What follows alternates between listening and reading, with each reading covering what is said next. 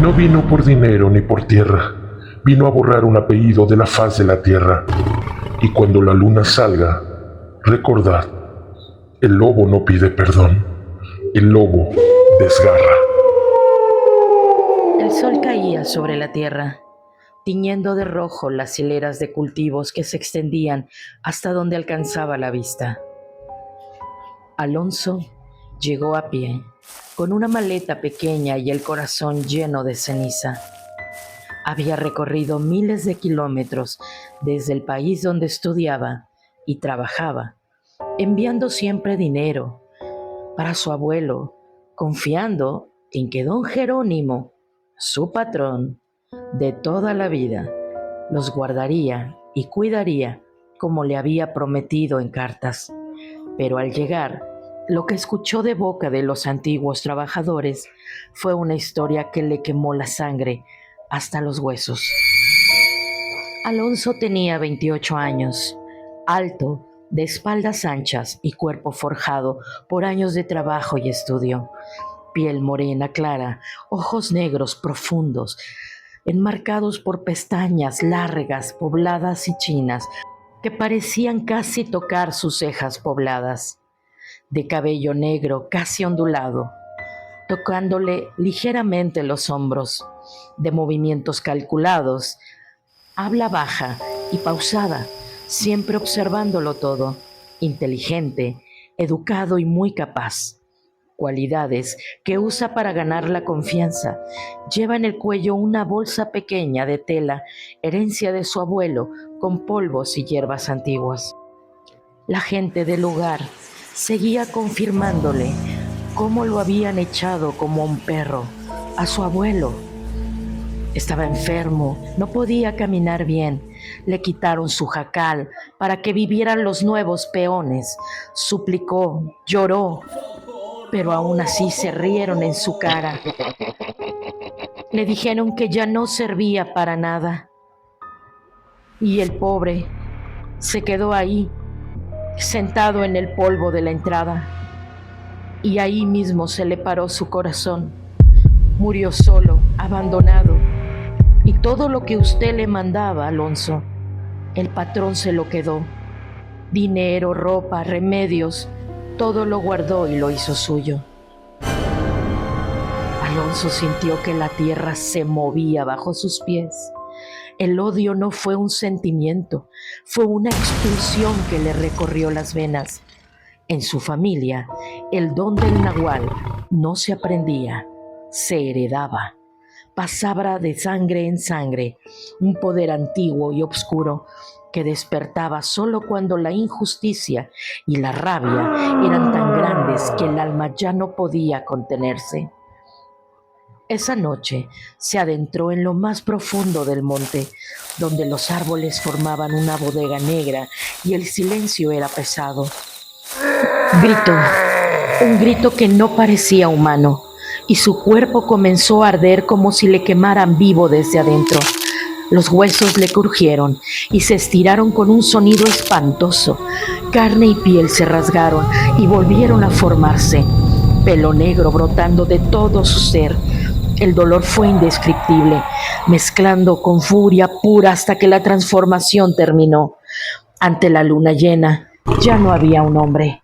Había una bestia gigante, de ojos amarillos y garras mortales, con un solo pensamiento clavado en la mente: acabar con todos, que paguen cada lágrima, cada golpe, cada segundo de dolor que le hicieron vivir a mi abuelo. Pero Alonso era inteligente. No atacó de inmediato. Regresó a la plantación como un trabajador nuevo. Dijo ser un hombre que buscaba empleo, fuerte y dispuesto a todo. El dueño, impresionado por su tamaño y fuerza, lo contrató rápidamente. Alonso aprendía rápido, resolvía problemas, se ganó su confianza, trabajaba más que nadie, daba resultados y en pocos meses pasó de ser peón a capataz. Estaba cerca, muy cerca de su presa. Y en ese tiempo conoció a Adriana. Ella se acercó a él un día que él reparaba una cerca.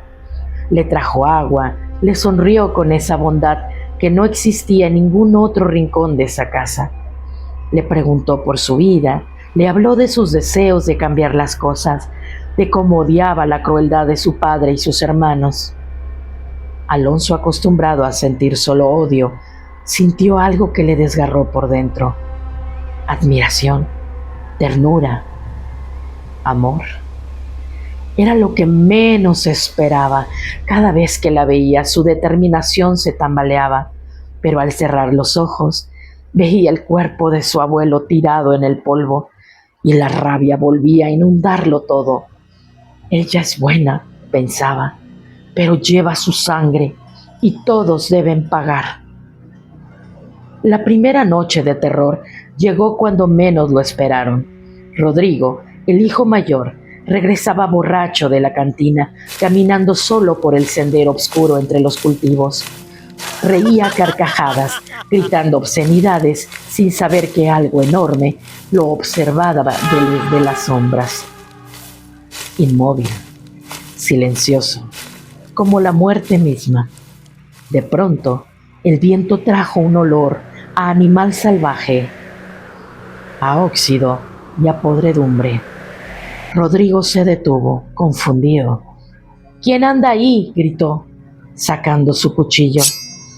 Un sonido bajo, gutural, una mezcla de rugido y voz humana, respondió desde la oscuridad. Soy la deuda que se cobra. En un parpadeo, la sombra saltó. Fue rápido, brutal. Las garras le desgarraron el pecho de lado a lado, abriéndolo como si fuera papel. Rodrigo cayó gritando, pero el grito se cortó cuando la mandíbula enorme le arrancó la garganta de un solo mordisco. La bestia no se detuvo ahí. Desgarró sus brazos, sus piernas, destrozó su cuerpo hasta que no quedó forma humana. Lo partió en pedazos y esparció sus restos entre las matas como advertencia. La noche quedó llena de olor metálico y el silencio de la muerte. Al día siguiente, el pánico se apoderó de la plantación. El dueño juró que era un animal salvaje, ordenó buscarlo, cazarlo, matarlo. Alonso fue el primero en ofrecerse para organizar las búsquedas, con una calma aterradora, mientras por dentro sentía una satisfacción helada. Adriana lo miró con admiración, sin saber que el monstruo que buscaban era el hombre por el que ella empezaba a sentir amor. La segunda víctima fue Ignacio. Estaba en la oficina contando dinero a altas horas de la noche. Estaba oscuro y solamente se alumbraba con una lámpara de escritorio. Se levantó asustado y vio una sombra gigante recortada en el marco. Antes de que pudiera gritar, la bestia estaba sobre él.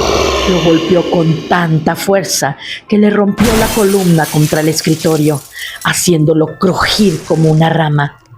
Ignacio lloraba, suplicaba, pedía perdón, pero la bestia solo rugió y con sus garras le arrancó la piel de la cara, desgarrando sus mejillas y nariz, dejando expuestos músculos y dientes. Lo levantó en el aire como si no pesara nada y le rompió el cuello con un solo movimiento seco. Y luego clavó su cuerpo destrozado en la puerta principal de la casa grande, como un trofeo macabro, con un mensaje escrito con su propia sangre. Devolución de lo robado. El miedo ya no se hacía ocultar.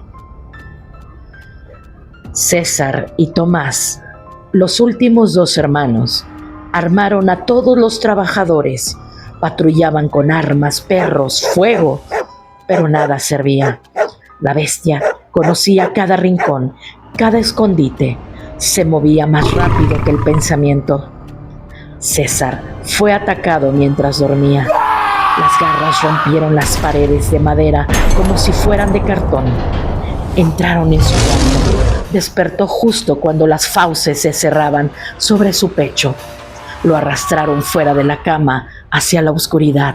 Y ahí, entre gritos desgarradores, le destrozaron las extremidades, una por una, despedazando carne y hueso, hasta que solo quedó un montón de restos irreconocibles. Los perros, que debían protegerlo, huyeron aterrorizados, con el rabo entre las patas, como si hubieran visto al mismísimo diablo. Tomás fue el siguiente, y su muerte fue aún más brutal. Lo acorralaron en el establo. Intentó disparar, pero la bestia se movió entre las sombras y saltó sobre él. Le arrancó el brazo de un mordisco y lo usó para golpearlo, jugando con él antes de matarlo.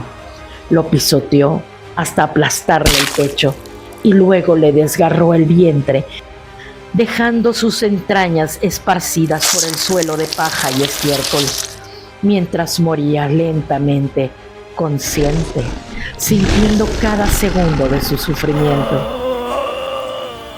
Solo quedaba el patrón y Adriana. Alonso vivía una tortura interna.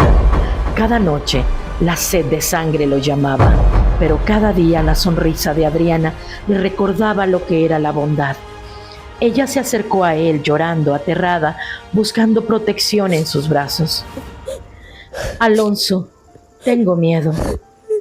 Lo abrazó muy fuerte. Algo malo nos persigue.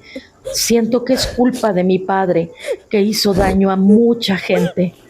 Prométeme que no me dejarás. Alonso la abrazó y por un momento estuvo a punto de confesarle todo, de decirle quién era, de huir con ella lejos de ahí. Pero entonces vio, colgada en la pared, una de las bolsitas de tela que él le había enviado a su abuelo. Lo habían robado, le habían quitado todo y aparte dejar la bolsa como un adorno. El odio volvió a llenarlo todo. Él debe pagar todo. Esto debe terminar. Esa noche, la última tormenta eléctrica estalló sobre la sierra. Relámpagos que iluminaban el cielo negro, truenos que hacían temblar la tierra. Alonso se transformó en el bosque, el dolor y la rabia de siempre, pero ahora mezclados con una tristeza infinita. La bestia gigante corrió hacia la casa grande, rugiendo tan fuerte que los vidrios estallaron antes de que él siquiera llegara. El patrón estaba encerrado en su habitación, armado hasta los dientes, temblando de miedo. La puerta voló en pedazos y ahí estaba ella, la criatura más espantosa que jamás haya visto. Alta, imponente, cubierta de líquido de sus hijos. Ojos amarillos fijos en él. ¿Qué eres tú?, gritó el patrón, disparando sin parar, pero las balas solo rebotaban o se hundían sin causar daño real. La bestia avanzó lento, disfrutando del terror, con su voz, mezcla de rugido y voz humana. Habló. Soy lo que dejaste que naciera, tu crueldad. Soy el nieto de aquel hombre que murió a las puertas de tu finca. Soy tu fin. Lo golpeó, lanzándolo contra la pared, rompiéndole costillas. El patrón cayó suplicando, ofreciendo dinero, tierra, todo. Perdóname, perdóname, te lo doy todo, gritó llorando. Muy tarde, rugió la bestia. Lo levantó del suelo, lo sostuvo en el aire, como si fuera una pluma. Con sus garras le desgarró el pecho, abriéndolo en un canal. Metió su mano dentro, buscando entre su sangre y vísceras hasta agarrar su corazón, todavía latiendo. Esto es lo que le faltó a mi abuelo, dijo. y de un tirón arrancó el corazón sangrante, sosteniéndolo ante los ojos del hombre agonizante. Y esto es lo que te llevas al infierno. El patrón murió en ese mismo instante, viendo su propio corazón en las garras de la bestia. Pero en medio de la destrucción, apareció Adriana. Había escuchado todo, había visto todo. Estaba parada en el marco de la puerta, pálida, en shock, paralizada por el horror, con la mirada fija en esa bestia imponente y ensangrentada, que por un segundo dejó ver en sus ojos amarillos el brillo del hombre que ella amaba. Quiso gritar, quiso correr, pero el miedo le robó hasta el aliento. La tormenta rugía con fuerza, mezclando truenos con aquellos aullidos guturales que helaban la sangre. La oscuridad se tragó todo de golpe, y entre el estruendo y la lluvia solo se escucharon sonidos de pasos pesados crujir entre huesos y un silencio absoluto que cayó como una losa. Al amanecer, cuando los pocos trabajadores que quedaron se atrevieron a entrar, lo único que hallaron fue una carnicería indescriptible, cuerpos destrozados, charcos de sangre y de lodo, ruinas por todas partes. De Alonso y Adriana, ni un rastro. Nunca se supo a ciencia cierta qué fue lo que pasó esa noche. Unos dicen que entre los escombros solo encontraron un zapato suyo, manchado de lodo y de sangre, y que el resto de ella se lo llevó la bestia para devorarla en lo más hondo del monte.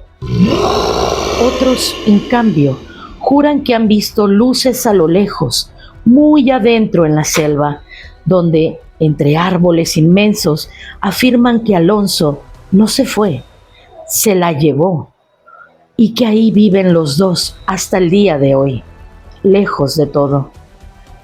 Pero lo que nadie duda, lo que todos han escuchado, es que cada vez que la luna llena brilla redonda y pálida sobre la sierra, unos aullidos profundos, vibrantes y oscuros se elevan desde la espesura, llegando hasta las puertas mismas de las rancherías cercanas. Son aullidos que no parecen de animal, sino de algo más grande, más antiguo. Y se dice, con miedo y certeza, que aquel que se atreve a internarse por esos caminos perdidos, rara vez regresa. Simplemente desaparece, sin dejar un solo rastro, como si la selva y lo que habita en ella lo reclamara para siempre.